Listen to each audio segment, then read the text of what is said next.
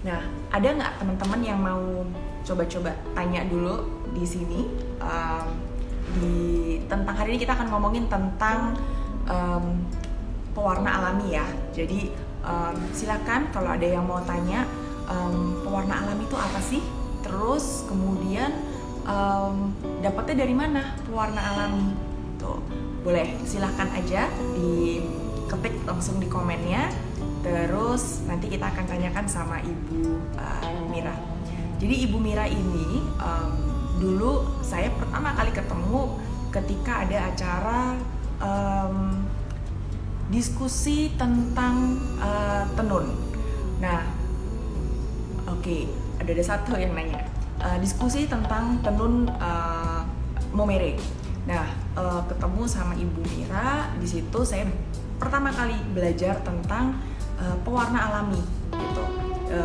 Dijelasin tentang apa sih itu pewarna alami, terus kemudian dapat dari mana sih pewarna alami itu. Oke, Ibu Mira udah join, kita akan panggil Ibu Mira ya.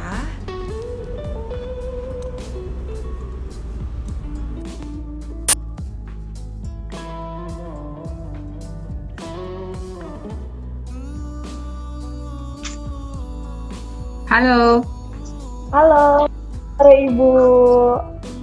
selamat sore. Ketemu lagi. Iya, Ketemu lagi. Ini Ibu Mira. saya Mira. Apa? Banyak kasih pencerahan buat teman-teman muda. Ya. Salah satunya saya. Agak keras dikit gimana ya? Kurang keras nih kamu ngomongnya, aku kurang dengar. Oh, keren ya Ibu ya. Oke. Bentar, aku Oke. coba kerasin lagi. Oke. Gimana? Apa kabar Halo, Ibu? semua? Ya, Kabar baik Ibu. Sehat ya Bu? ya. Atau aku pakai earphone? Coba ada nggak? Pas mana?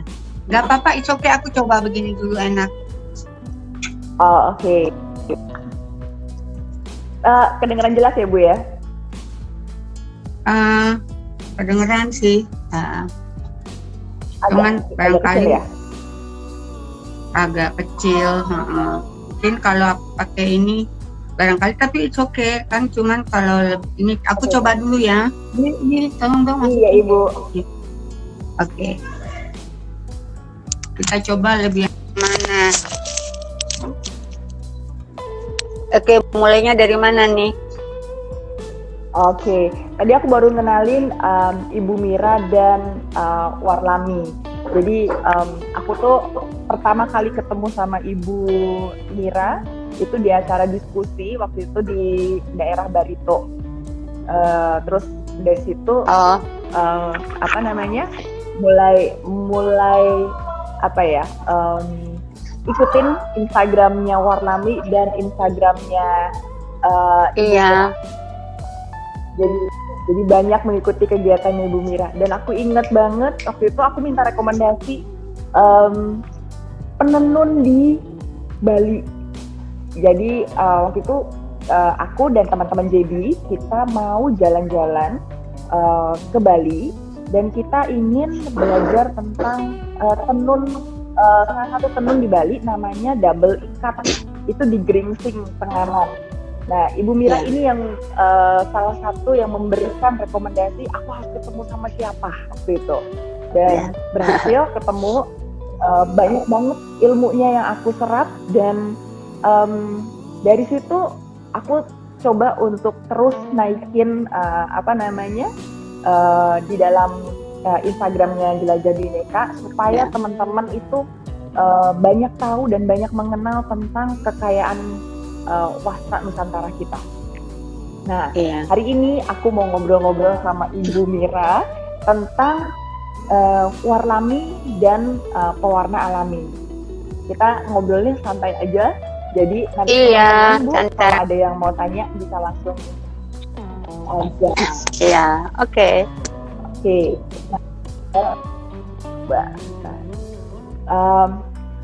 Ibu sudah berapa lama sih sebenarnya mengenal atau Signalnya agak kurang ini ya? tertarik mendalami?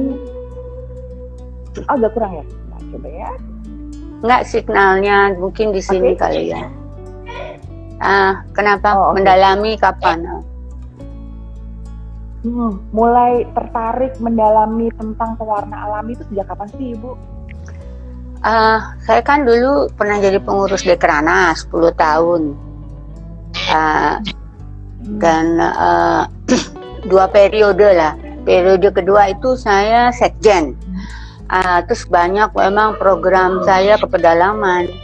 Kebetulan saya yang juga bikin programnya. Dan di situ saya banyak menemukan ternyata kain-kain kita itu banyak yang udah nggak pakai pewarnaan alam. Yang paling saya sedih adalah misalnya ada satu contoh kain wastra yang dikasih pewarnanya dengan wantek, dan wantek itu nggak dikasih fiksasi ya. Jadi begitu kita cuci dia blur. Nah itu. Setelah itu saya bikin program banyak ke daerah-daerah memang. Nah setelah 5 tahun tahun periode kedua itu saya mulai, karena saya posisi sekjen di Dekrenas itu juga nggak terlalu program-program langsung ya, karena di situ kan banyak juga orang ibu-ibu pejabat atau gimana, jadi kita nggak bisa kerja sesuai dengan maunya kita. Misalnya saya sasarannya ke sini, saya harus menyesuaikan dengan target-target organisasi dan sebagainya. Nah setelah saya selesai 2015 itu saya bersama teman-teman itu membentuk Badan Hukum Warlami, yang sebetulnya ide perkumpulan Warlami itu tadinya gerakan-gerakan yang diinisiatir oleh Kementerian Perindustrian, Industri Kecil dan Menengah.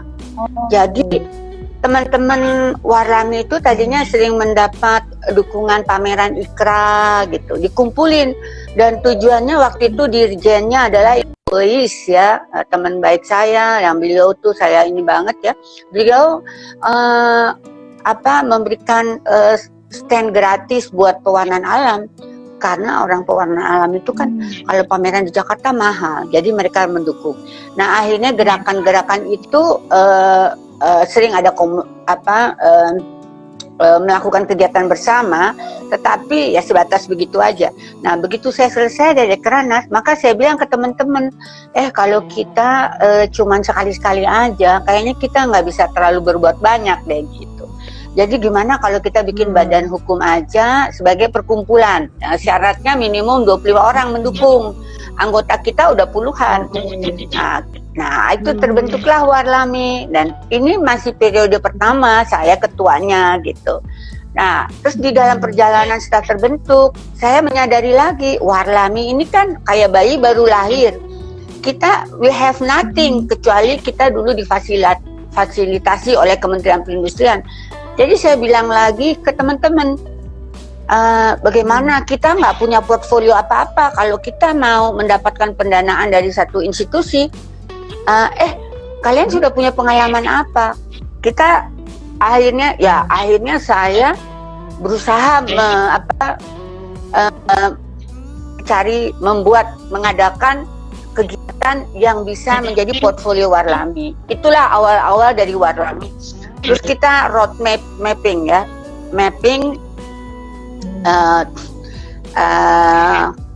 kita membuat target kemana dulu nih masuk. Awalnya memang saya pribadi sebagai ketua mencari pendanaan sendiri. Nah, mulai yang dari kecil, lama-lama kita dikenal, kita berani ngajuin, kita juga mau ke daerah situ, tapi kita nggak ada dana, kita ngajuin ke BUMN, terus kerjasama dengan lembaga lain, ya jadi mulai besar. Akhirnya 5 tahun ini, alhamdulillah kita udah masuk ke 20 provinsi ya, gitu. 20 provinsi, bukan 20 provinsi, tapi 20 kabupaten gitu. Terus dan banyak desa. Ya udah itu aja. Dan ternyata dengan adanya komunitas ini, para pelaku yang sudah menjadi Warlamis, artinya kita akui sebagai komunitas Warlami, itu kita saling memberi input, saling curhat. yang positif lah ya. Tentu persaingan selalu ada, selama itu kita bisa positif dan memberi semangati kita, kenapa enggak? Tetapi sebetulnya sharing-sharing informasi itu diantara kami semua itu juga banyak gitu. Yang kita juga, oh si itu dia udah bisa gini ya, jadi tergerak teman yang lain. Oh itu ada temuan ini di sana, oh yang lain coba lagi di tempat gitu. Itulah yang terjadi. Nah itu, nah contohnya kalau ginseng seperti ginseng ya, kalau itu jadi saya sendiri sebetulnya pegiat. Jadi meskipun saya nggak mencelup sendiri, tetapi saya melakukan pendampingan, saya melakukan binaan. Setelah yang dilakukan Warlami selesai, biasanya kan kalau Warlami itu lebih banyak ke meningkatkan kualitas pewarnaan alam. Namun kadang-kadang setelah pelatihan kita masih butuh stage yang berikutnya, nggak bisa hit and run. Nah jadi dalam hal itu kadang-kadang Warlami ada uang, tapi kalau nggak ada, saya ajak teman-teman yang Warlami yang lain, ayo kita bantu yang itu yuk, kita pesen-pesen, kita suruh mereka coba yang begini, hasil pelatihan mana gitu, yang termasuk yang begitu-begitu. Nah untuk tempat-tempat tertentu kadang-kadang saya datangi juga, seperti misalnya ginseng itu, coba kain ginseng maksudnya. Mereka itu kan pewarnaannya dari dulu begitu aja terus. Jadi mereka memang karena itu kain kan kain adati ya. Mereka nggak membuat misalnya warnanya jadi kuning dan sebagainya. Tapi mereka itu memang ada pakem-pakemnya kalau ketemu ginseng ya. Dan juga bahan bakunya. Saya datang ke sana itu kemarin karena gini, sekarang itu kan emang harga tenun geringsing itu mahal. Karena apa? Tergantung kualitasnya. Saya bisa kasih contoh tenun geringsing yang asli yang saya dapat memang dari Ibu Made itu. Ini ini adalah motif wayang candi, itu yang motif yang terumit. Mungkin tahu ya Anda ya, yang tersusah di sana. Dan ini juga ada kelasnya, tapi dia nggak pernah diambil kelas yang karena memang mengikatnya rumit, dia nggak pernah dibuka kurang dari 6 tahun.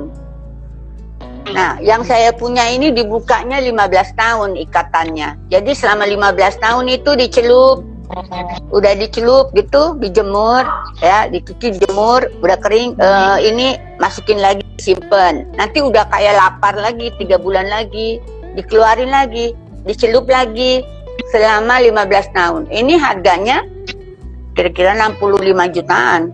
Nah, oke, karena mereka itu kalau yang udah maestro, mereka pasti punya yang begini dan itu memang dipakai di kain adat dan kecuali kolektor yang beli. Saya ini juga mungkin saya sampaikan dulu bahwa kalau pewarnaan alam itu caranya macam-macam tergantung bahan bakunya. Apakah dia katun, apakah dia sutra, apakah dia rayon. Katun juga macam-macam. Katun mercerized, katun handspun katun, katun yang pabrik yang tebal, yang sekarang banyak dipakai karena murah, atau dia rayon tiketnya. Ada sekarang rayon juga namanya tencel atau silk rayon. Nah itu juga ada treatment cara pewarnaannya yang berbeda-beda juga. Nah, khususnya saya kembali ke ginseng aja ya. Saya itu selalu senang bekerja sama dengan para pegiat karena mereka juga antusiasme untuk sesuatu hal yang baru. Misalnya begini, mereka nggak pernah pakai benang lain kecuali benang katun. Mereka nggak pernah pakai sutra, dan benang katun yang mereka pintal kan tentunya nggak terlalu kecil-kecil amat karena benang pintal kan agak gede ya. Kalau zaman dulu benang pintal halus, lebih halus. Kalau sekarang apalagi udah semakin jarang, makanya kualitas tenun ginseng itu yang dijual di tempat itu kan ya kualitasnya jauh lah dibandingkan dengan yang misalnya yang maestro seperti saya punya gini, dan itu nggak dijajain begitu aja. Nah saya kemarin itu makanya saya kenal, saya bawa benang sendiri. Saya bilang, Bu, gini trennya sekarang itu orang kalau bawa kain tebal, kita masukin di tas kan berat. Turis juga gitu. Dan padahal saya kepengen banget bawa kemana-mana, ditaruh di tas. Nah, kalau kita pakai sutra yang benangnya halus atau mesras yang benangnya halus, kan bisa disenggam segini aja, masuk aja di tas gitu. Intinya gitu. Mau nggak coba? Mau dia coba, tapi butuh waktu hampir 2 tahun, 1,5 tahun. Karena dia mungkin mikir lagi, kok kecil banget. Itu dia juga menjerit. Karena mengikat begitu rumit, double ikat. Tenun double ikat satu-satunya di Indonesia itu hanya di Grinsing, dan bahkan di India double ikatnya juga agak berbeda dengan kita. Itu kan dia harus mengikat di benang kecil jadi susah. Kalau di benang gede kan lebih gampang. Nah, jadi dia menjerit juga. Tapi saya bilang, Bu, sabar sampai kapanpun gitu. Tapi Bu Mira, saya yang biru mana? Saya nggak yang ini ya. Saya hanya yang biru gitu. Karena kalau ini kan prosesnya lama. Saya juga nggak sabar, Bu, kalau puluhan tahun. Kalau yang biru kan cepat. Nah, nggak usah dicampur, nggak usah jadi hitam. Maka terjadilah ini. Dan dia akhirnya bahagia juga. Karena dia bisa menghasilkan tenun Grinsing warna biru dengan halus sekali gitu loh. Dia tuh bisa menjadi kecil dipegang. Ini saya karena saya baru cuman punya 2, teman-teman saya orang ini udah pada pesen, nanti dulu saya aja bikinnya 2 tahun dan cuman punya 1. Setelah itu setiap setengah tahun baru saya lagi. Nanti saya udah punya 4 baru gitu. Itu karena saya juga nunggunya lama. Gini.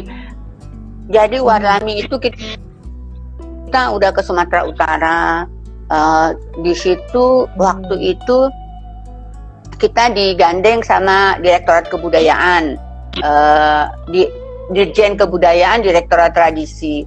Dan ternyata memang di Tapanuli Utara yang kebetulan ada kita waktu itu Tapanuli Utara itu ada 250 penenun dikumpulkan oleh Ibu Bupati yang ada program dengan kebudayaan itu. Dan Warlami diminta untuk memberikan motivasi pencerahan tentang pewarnaan alam. Nah, itu kita lakukan. Tapi itu saya nggak puas karena 250 orang itu kan kita mengenalkan kulitnya aja. Mengenalkan kulitnya, kalau kita nggak menunjukkan praktek, maka juga nggak akan terinspirasi. Jadi 2 hari tetapi dengan praktek juga. Tapi kan 250 orang, sebanyak-banyaknya tim Warlami 7 orang dengan ongkos ke sana, kita nggak bisa handle yang 250. Jadi akhirnya 2 bulan kemudian Ibu Bupati ngundang untuk pelatihan 60 orang. Nah, itu kita lakukan. Jadi itu pengalaman di satu tempat. Nanti kita datang lagi, tapi bukan ongkos dari Ibu Bupati. Warlami mencari pendanaan sendiri karena kita tahu kita harus lihat nih. Pelatihan untuk pewarnaan itu dibangkitkan kembali itu membutuhkan paling tidak 3 kali lah pertemuan. Pertama kita mapping dulu, datang ke sana, kita investigasi kembali, menggali kembali potensi alam mereka, mengenalkan ke mereka, kita menguji coba langsung. Jadi waktu pemetaan, kita survei, kita uji coba di lapangan. Kita belum melakukan apa-apa. Nah, dari situ baru kita membuat planning untuk pelatihan. Nah, untuk buat planning untuk pelatihan supaya efektif. Nah, setelah itu kita datang untuk pelatihan. Setelah kita ada planning itu. Jadi kita udah tahu persis bahan baku apa yang akan kita pakai di sana. Kita nggak pernah bawa bahan baku dari Jawa atau dari daerah. Dan ternyata menemukan waktu kita tahap pertama survei atau mapping, kita itu ternyata menemukan hal-hal yang baru, yang contoh misalnya bahan fiksasi untuk mordan dan sebagainya, yang penduduk di sana yang dulunya masih ingat ada cara tradisi yang mereka udah tinggalkan, mereka juga udah lupa. Oh, itu bisa ya dipakai. Ini contohnya di Tapanuli Utara ini. Ternyata bahan fiksasi itu ada di pinggir-pinggir jalan. Ternyata bahan pewarna indigo di mana-mana gitu. Nah, cuman kita setelah Warlami datang, biasanya kita konsolidasi. Jadi memang bahan itu tumbuh di mana-mana, tapi ada sebaiknya kita mulai sekarang supaya ada keberlanjutan, kita harus bikin kebunnya di sekitar rumah. Jadi kan cantik, sekaligus nanti menjadi objek pariwisata, dan kita nggak cuma ngambilin aja di pinggir-pinggir jalan di mana gitu kayak tukang rumput gitu contohnya. Nah itu kita bangkitkan kembali. Itu ya itu. Jadi di semua tempat kayak begitu. Kami juga udah ke Atambua, ke Kabupaten Belu, itu kan perbatasan. Kami juga sudah ke Pulau Palue 6 jam dari Kabupaten Sika. Di Sika, Kabupaten Sika kami menangani 3 desa. Itu juga caranya beda-beda karena gini, setiap desa itu kita sebetulnya emang luar biasanya di situ. Kalau seperti yang saya kasih tahu desa Grinsing itu Tenganan itu, mereka masih. Tapi banyak desa yang udah lupa, tetapi hanya beberapa orang aja yang ingat, cuman dia nggak melakukan. Jadi waktu kita datang, kita cari orang-orang seperti gitu, kita hidupkan lagi. Bahkan ada proses premordanting yang kita hidupkan lagi, yang sudah 100 tahun ditinggalkan, gitu loh. Nah, seperti itu. Sebetulnya antara setiap desa tuh ada benang merahnya. Ada satu cara-cara tradisi yang hampir sama, yaitu sebelum melakukan pewarnaan, zaman dulunya tuh ada selalu proses persiapan. Nah itu tergantung bahan bakunya. Kalau dulu tuh memang bahan bakunya adalah katun. Nah kalau dia memakai pewarna tertentu, maka dia premordantingnya seperti begini. Kalau pakai warna tertentu, mordantingnya begini. Nah itu ada benang merah yang hampir sama, meskipun bahannya agak berbeda, gitu. Nah, biasanya jadi basicnya kalau pergi ke ya, bagaimana? Biasanya kalau program, halo Ibu? Iya. Kedengeran? Kedengeran. Kalau program di satu desa itu menghabiskan waktu berapa bulan atau berapa tahun Ibu supaya penduduknya atau pengrajinnya itu benar-benar bisa sampai menerapkannya dalam pembuatan wastra yang mereka lakukan? Kayaknya nggak perlu waktu lama. Ini sebetulnya banyak faktor. Di sini ini bisa diturunin nggak ya? Banyak faktor. Faktornya adalah nggak usah, nggak apa-apa deh. Rajin itu di sana di bawah siapa? Dia mandiri atau kita proyeknya di bawah Pemda atau di bawah lembaga tertentu atau siapa? Jadi itu banyak faktor yang bisa mempengaruhi. Kalau komunitas perajinnya kuat, itu nggak perlu waktu lama. Jadi kita di sini barangkali setahun mereka udah bisa. Jadi kita 3 kali pertemuan keempat udah banyak progres. Jadi tergantung. Kadang-kadang kita datang 2 kali sudah banyak progres. Datang ke-3 kali kita udah lepas. Di situ masalahnya udah lain lagi.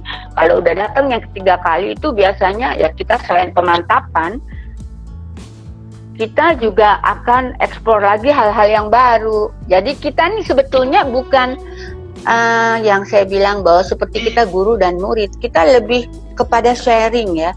Jadi kalau mereka memang udah nggak tahu, lupa, kita anggap bahwa ini sebetulnya kita membangkitkan mereka kembali. Kita nggak pernah merasa datang terus kita lebih tahu dari mereka. Pasti mereka ada sesuatu yang tersimpan lama, nggak tergali. Nah itu kita gali lagi. Dan ternyata emang itu. Dan perasaan seperti begitu dari kami itu membuat mereka juga enggan menutup diri. Mereka lebih membuka diri gitu loh. Gitu. Nah, kalau kita bicara tentang bahan baku untuk pewarna alami, itu kan di setiap daerah pasti berbeda-beda bahannya. Nah, kesulitannya yang paling besar apa sih Ibu kalau yang ditemui di lapangan terkait dengan bahan bakunya?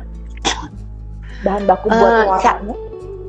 Iya, sejauh ini kita nggak pernah terlalu sulit menemukan bahan baku. Karena jujur aja itu yang saya katakan bahwa Indonesia betul-betul kita dianugerahi sumber daya alam yang luar biasa. Jadi kita nggak pernah sampai mati berdiri nggak ada bahan baku, nggak. Jadi basicnya ya pewarnaan alam itu kan dua, cara mordan, cara bejana, ya, dengan cara bejana dan cara ekstraksi. Ya, kalau cara bejana itu, jadi dengan pertukaran itu kan indigo. Ya, memang indigo nggak di semua tempat ada. Tetapi belum tentu kalau ditanam juga nggak bisa tumbuh. Ya, tapi hampir semua tempat di Indonesia ada indigo, khususnya di daerah pantai.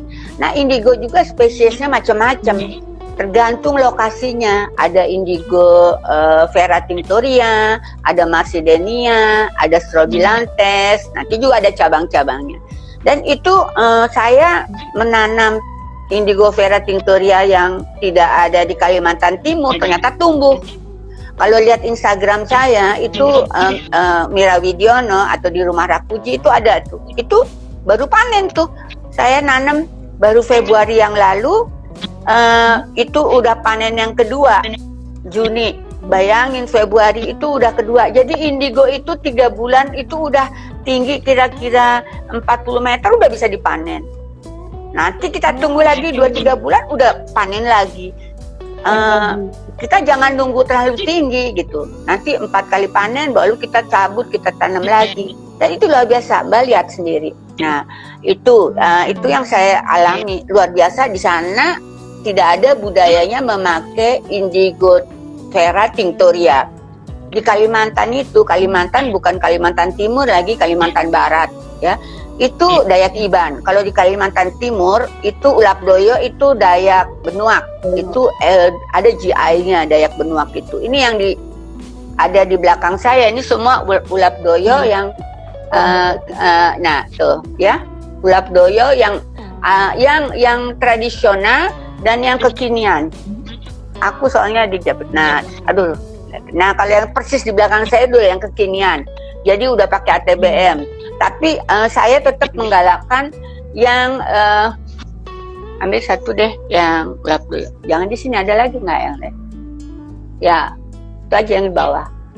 Yang situ yang itu tuh. Nah, itu saya tetap menggalakkan Ulap Doyo yang ini yang pakai tenun gedok. Nah, tenun gedok. Tapi ini kan serat alam.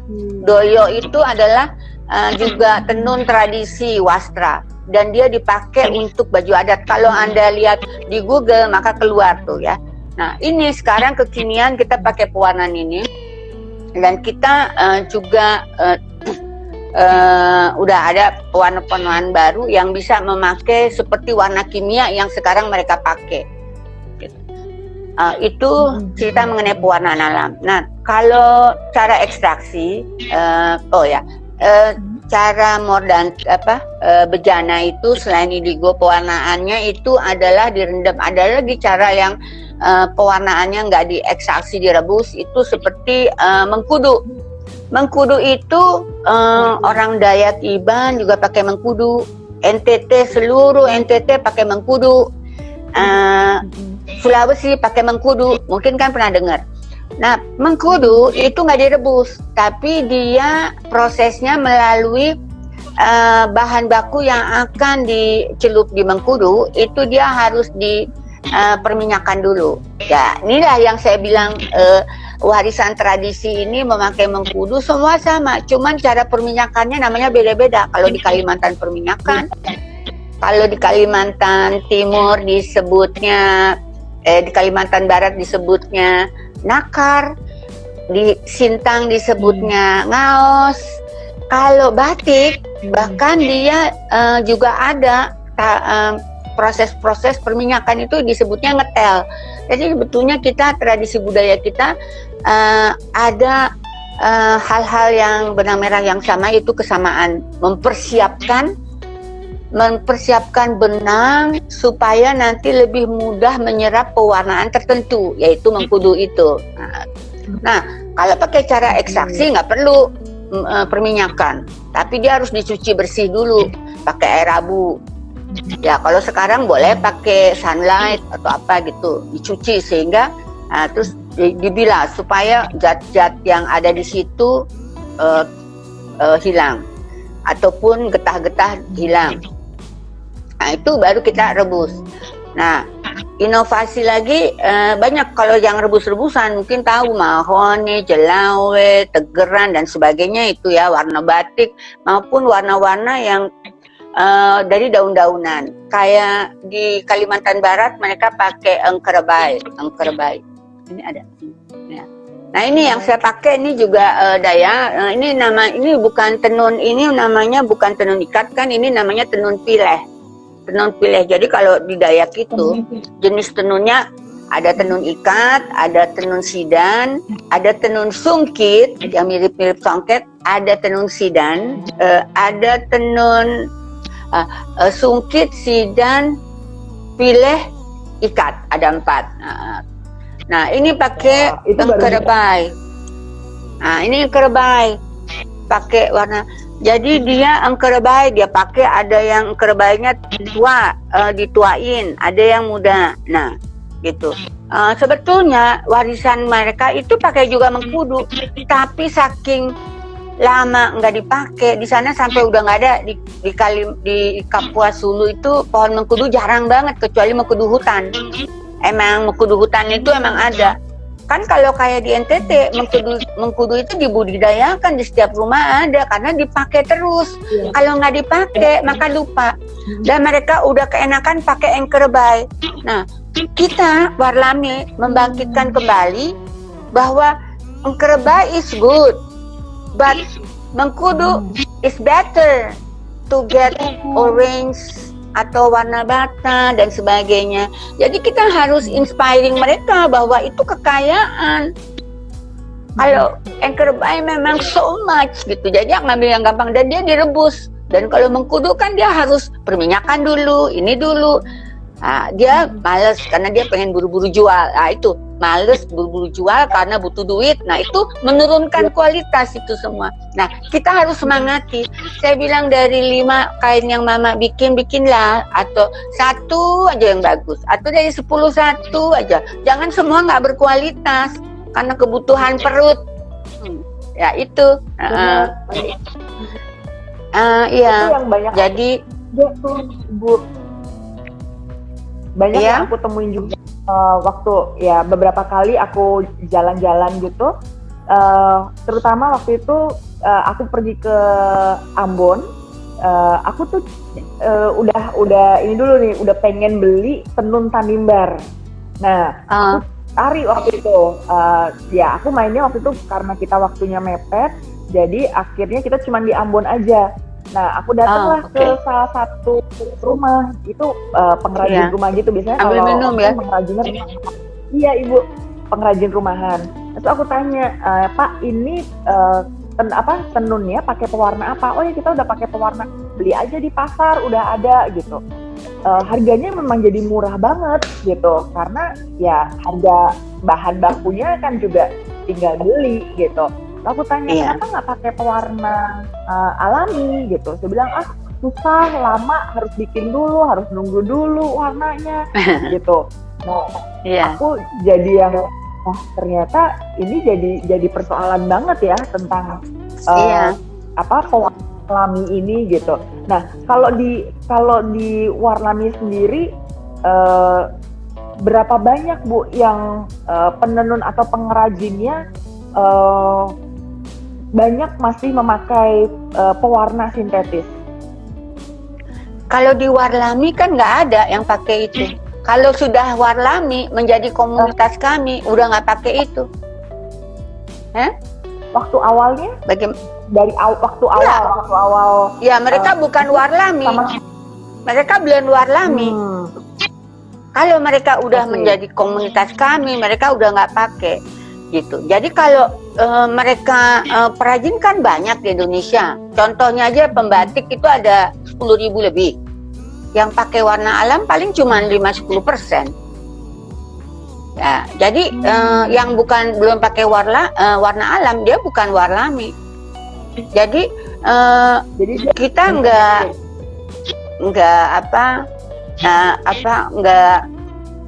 nggak ya masing-masing gitu loh.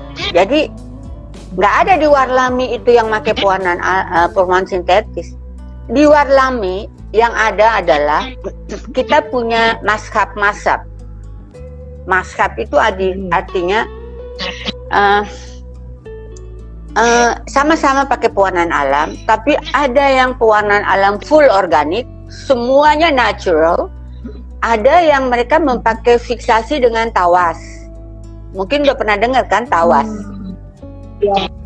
Jadi fiksasi dengan bahan baku tawas.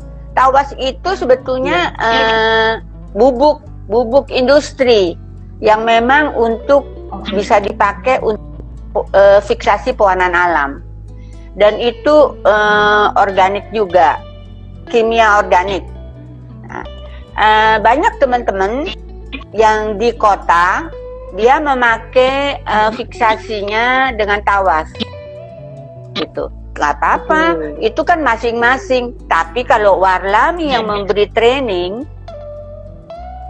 kita ke daerah kita nggak pernah pakai tawas.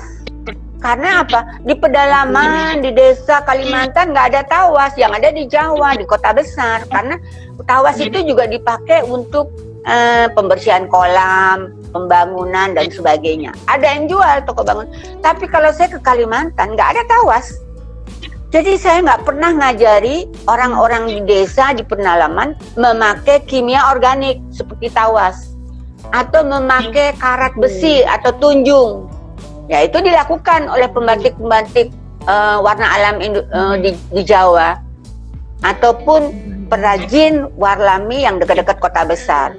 Saya nggak bisa larang karena memang itu masih boleh gitu ya. Tapi kalau warlami memberikan pelatihan di pedalaman, kita akan mencari bahan fiksasi yang mengandung alum,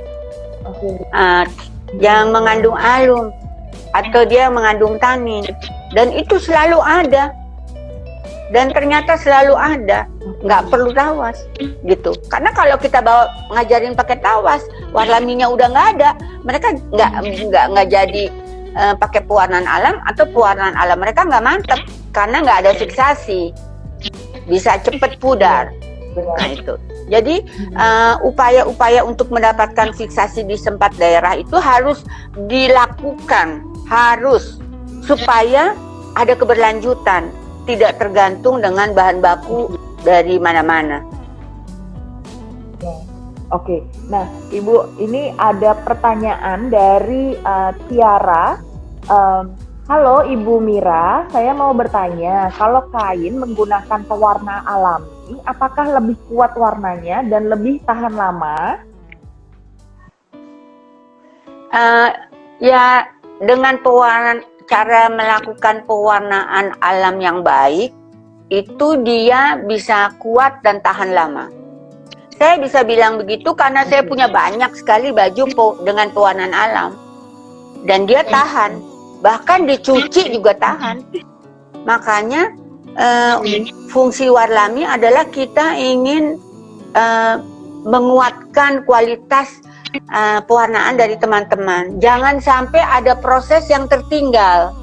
Jangan sampai kita ada proses yang tertinggal, kita melakukan sesuatu pewarnaan yang tidak sempurna, itu akan ruginya seumur hidup karena orang yang beli kapok, kita sendiri nggak puas, gitu.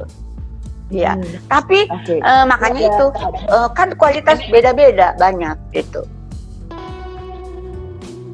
Ini ada ini Torang Sitorus juga bergabung, Ibu. Abang Torang itu sahabat saya. Apa? Dia tanya beliau tuh pengalamannya. Halo. Iya. Aku lihat waktu Ibu ke Sumatera Utara ya, sama Torang juga di sana. Iya, aku pakai topi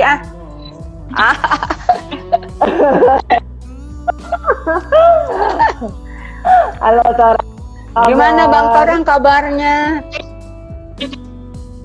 Tuh ditanyain orang, gimana kabarnya? Ini, oh dia kirim ini nih, kirim cium-cium.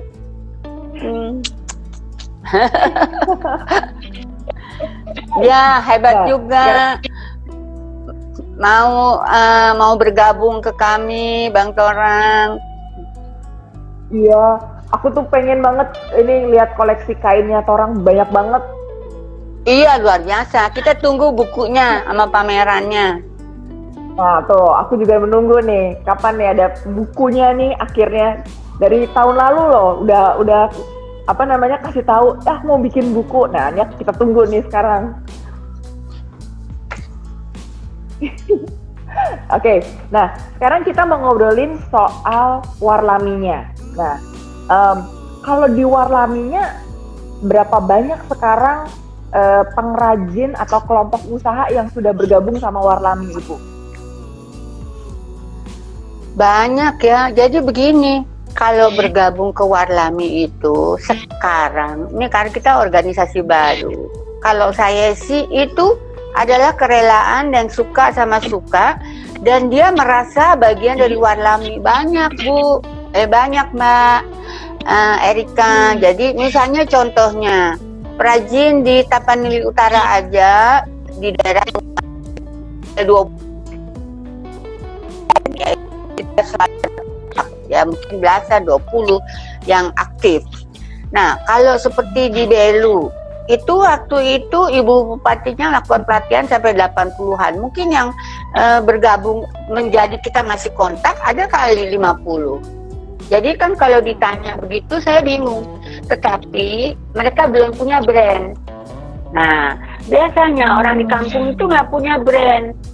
Nah, ada brand yang sudah punya brand. Seperti misalnya tadi yang lihat nggak webinar saya pagi. Itu ada warlami juga namanya Nosa. Itu Nosa. Yeah. Nosa juga warlami. Dia brand udah punya. Jadi dia nggak mencelup sendiri, tapi dia mengolah produk. Dan dia menginovasi warna-warna baru untuk umur 20-an, generasi milenial. Jadi warna-warna yang tidak terlalu keras, yang tidak terlalu tidak tampak tua gitu. Jadi brand. Jadi itu dia ada brand. Tapi waktu Belapinya sendiri yang teman kerjasamanya Nosa, itu anggotanya ada 20-an, mereka semua warlami. Nah, itu satu kampung. Kita ada lagi di Sika, namanya desanya Nangahore, itu kelompok pengungsi, mungkin ada 20-an juga. Belum lagi ada Ledalero, mungkin ada 60. Jadi kalau namanya anggota warlami, itu quote adalah bisa dia entity, ya. Entity itu artinya kayak Nosa, entity. Dia juga nggak daftar, cuman ketuanya jadi pengurus saja. Ya kita menganggap semua yang ada di situ warlami dan mitranya warlami. Saya tuh belum dalam taraf seperti organisasi lain harus bayar iuran, terdaftar, punya kartu, enggak. Kita di sini lebih banyak kebersamaan karena hati, gitu. Karena hati ada kebersamaan. Dan sebetulnya ada bagusnya juga bila mana ada sesuatu yang kurang baik yang dilakukan oleh teman kita yang itu menjadi bahan pembicaraan, yang sebetulnya positifnya adalah yang lain itu akan merasa gue kalau nggak melakukan dengan baik nanti gue diomongin nih. Jadi ada perasaan nggak enak ya, kayak kita budi pekerti nggak tertulis gitu. Jadi kita, atau di samping positif yang lain adalah orang lain bikin begini masa aku nggak bisa gitu. Nah jadi kalau ditanya ada berapa, banyak. Pokoknya ke tempat yang warlami udah masuk dan kita ada kontak dengan mereka, itu mereka udah bagian dari warlami. Kayak terakhir kami dengan Kementerian Desa PDT itu di Sumba Timur, di Desa Watu Hadang, Kecamatan Melolo, itu kemarin yang ikut 24. Nah itu udah dari 24 itu yang aktif 20, yang 4 itu kan mereka sebetulnya guru apa gitu, jadi nggak melakukan, bukan penenun, cuman mereka pengen belajar ilmu pewarnaan alam. Nah, itu mereka juga udah warlami. Jadi warlami itu bisa jadi pelaku seperti mereka, bisa jadi juga seperti aku. Aku kan nggak mencelup-celup sendiri. Bukannya aku nggak bisa dan nggak mau. Kan banyak yang bisa ngerjain. Yang aku kerjakan adalah misalnya hal-hal lain gitu. Tapi aku warlami gitu loh. Itu loh. Jadi kayak misalnya Mbak Erika bisa juga menjadi merasa warlami kalau deket-deket kita, bantu kita ini, kelihatan emang ada keberpihakan dengan kita, juga mendukung produk-produk pewarnaan alam. Nah itu Mbak Erika juga aku anggap warlami. Itu saya belum mau merigidkan kaku bahwa di dalam warlami atau di luar warlami itu enggak. Tapi kalau dia ada seseorang misalnya dia juga karena kebutuhan dia juga karena tren atau kebutuhan dia pakai sintetis satu saat. Ya kalau pada saat dia pakai sintetis dia bukan warlami. Ya itu masing-masing tanggung jawab sendiri. Tapi kalau dia deket-deket kita dia harus bawa yang warna alam. Oke, jadi harus konsisten pakai pewarna alami. Betul. Nah sekarang kalau kedepannya Bu, apa yang ingin dilakukan oleh warlami? Cita-citanya warlami ke depan? Cita-citanya ya, tentu kualitas kain-kain Indonesia, khususnya wastra Indonesia mempunyai pewarnaan alam yang baik, seperti zaman dulu lah. Ya, bahkan lebih baik karena sudah ada inovasi, ya. Terus yang kedua, kita juga ingin ada keberlanjutan, sustainability. Untuk itu kita satu mimpi kita mempunyai labeling supaya tidak ada kebohongan di antara kita. Seperti yang sekarang bilang ngaku warlami, warna alam, tapi sebetulnya mengalamkan, disintetis dulu, terakhir aja celup warna alam.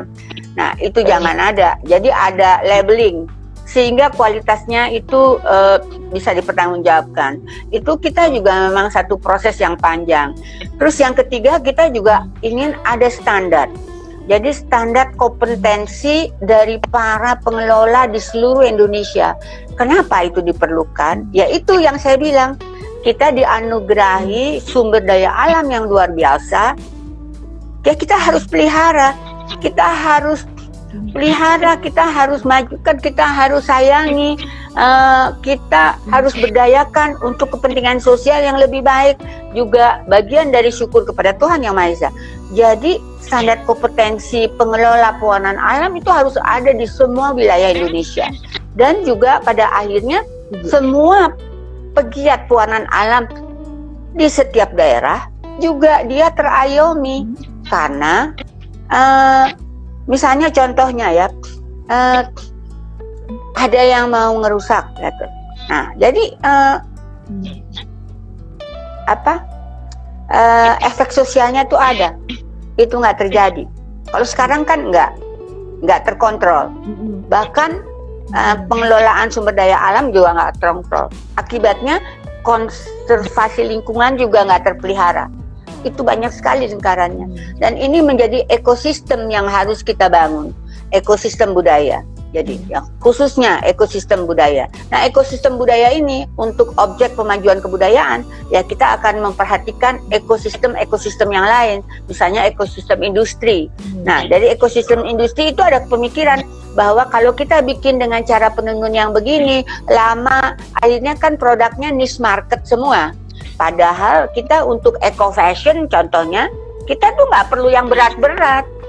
Orang kan pakai untuk kenyamanan, keinian. Ya itu untuk produksi itu kita pakailah teknologi supaya bisa bikin kain yang meteran untuk fashion. Itu contohnya. Jadi cita-cita warlami itu banyak. Pertama yaitu menjaga kita kemandirian sandang. Kemandirian sandang juga merupakan cita-cita warlami. Yang sekarang kita nggak kemandirian sandang, semua benang-benang kita adalah import. Bahkan bahan baku kapas untuk benang pintal katun import.